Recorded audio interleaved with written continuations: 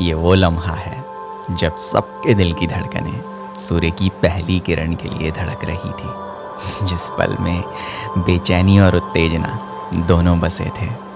और अब इसी पल में ये धरती सुनहरे रंग से सजने वाली है और आप इस ऊर्जा को पूरी तरह से ग्रहण कीजिएगा।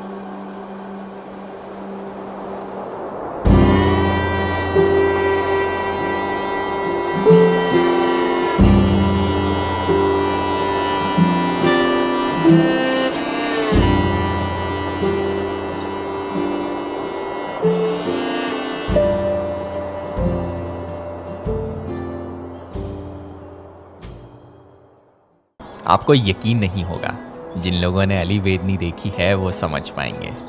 हम लोग बैठे बस खो ही रखे थे कि बादल छटने लगे और बिल्कुल हमारे सामने त्रिशूल पर्वत और नंदा घुंटी सूर्यदेव के सुनहरे रंग से चमकने लगे।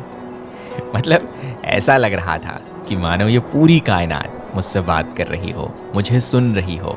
समय का पहिया देखो कैसे घूमता है। अली की पीक से तड़प गए थे इन्हें देखने के लिए और यहाँ मानो उन्होंने खुद हमें दर्शन दिए हों। चारों तरफ बादलों की प्रेम लीला चल रही है और अब मैं निशब्द हूँ। बस जादू चल रहा है और नशा चढ़ रहा है।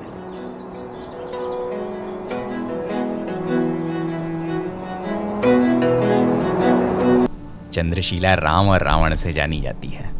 रावण एक ब्राह्मण थे और बहुत बड़े शिव भक्त थे। ये बात राम जी जानते थे।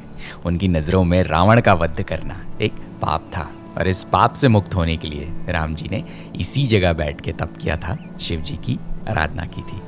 अब तो भगवान का अर्थ सिर्फ ये लगाया जाता है जो आपकी मनोकामनाएं पूरी करेंगे, जो आपके सारे दुख हर लेंगे। एक शक्ति है जो तुम्हें एहसास होगा तुमसे बड़ा कुछ है, जहाँ तुम हाथ जोड़ सकते हो, सर झुका सकते हो और घुटने टेक सकते हो, जहाँ तुम बिल्कुल खुद को समर्पण कर सकते हो, जहाँ तुम हर उस गुनाह की माफ़ी मांग सकते हो जो शायद तुम बोल भी नहीं सकते लेकिन तुम जानते हो तुमने किया है। जहाँ एक आईना है जिसमें तुम खुद को देख सकते हो, खुद को पढ़ सकते हो। वो है भगवान।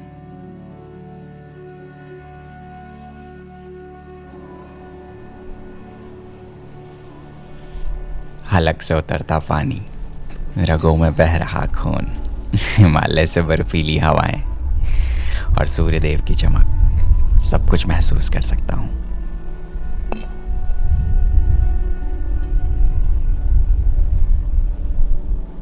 भक्ति की बात कर रहा था। मॉडर्न और फैशनेबल तरीके से देखोगे तो मेडिटेशन, ध्यान करना, इस चाह में कि मानसिक रूप से आप बेहतर होंगे, एनलाइटमेंट, अवेकनिंग, सुख शांति मिलेगी। आपका निशाना भविष्य पे है या उसके परिणाम पे। क्या इसे भक्ति कहा जाएगा? थोड़ा और आसान करते हैं। अगर आप इस क्षण में बैठकर भी इस पल के लिए सचेत नहीं हो, भविष्य में कुछ होने की, कुछ पाने की कामना करते हो, क्या इसे मेडिटेशन कहा जाएगा?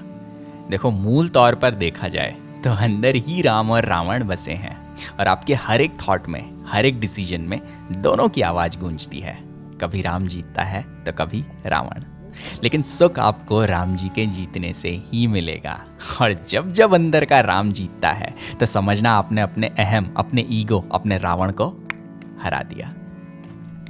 और अगर आप अपने हर एक थॉट में इतनी स्पष्टता, इतनी शुद्धता लाते हैं तो आप ध्यान में ही हैं, फिर चाहे आप हिमालय पे बैठे हो या अपने घर पे।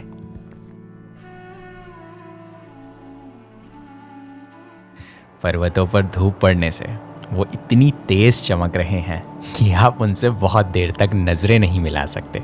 लेकिन आज जिस शिद्दत से चौखंबा के सारे रंग देखे, मज़ा आ गया। सूर्योदय होने से पहले का, सूर्योदय होते हुए का और सूर्योदय होने के बाद का।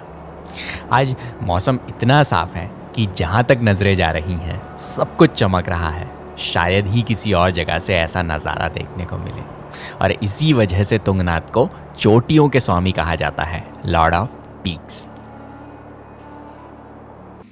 एक बात मैं शेयर करना चाहता हूँ। वैसे तो अपने देश में धर्म का, कल्चर का बड़ा बोलबाला है, लेकिन सिर्फ वही चीज़ें मानी जाती हैं जिसमें इंसान का अपना स्वार्थ छिपा है। पहले तीर्थ करवाना एक परंपरा थी, जब घर में बड़े बुजुर्ग खुद से कहीं जाने में समर्थ नहीं होते थे तो उनके बच्चे उनको लेके जाया करते थे। मैं किसी मेथड की बात नहीं कर रहा हूँ, बस बात की जड़ को समझिएगा। सिर्फ अपने देश में ही ऐसा होता है जहाँ माता पिता आपकी उंगली अपनी आखिरी सांस तक पकड़े रखते हैं। फिर अपना कर्तव्य भी बनता है कि उनको तीर्थ करवाएं। उम्र के आखिरी पड़ाव में वो अपनी जिंदगी को सचेत मन से झांक के देख सकें और सबसे महत्वपूर्ण, इस शरीर को सचेत मन से त्याग सकें।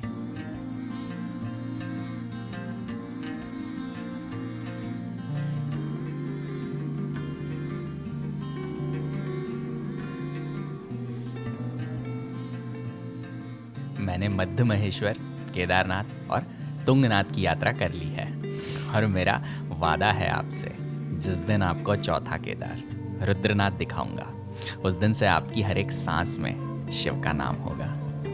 It's all about the lies I've told. It's all about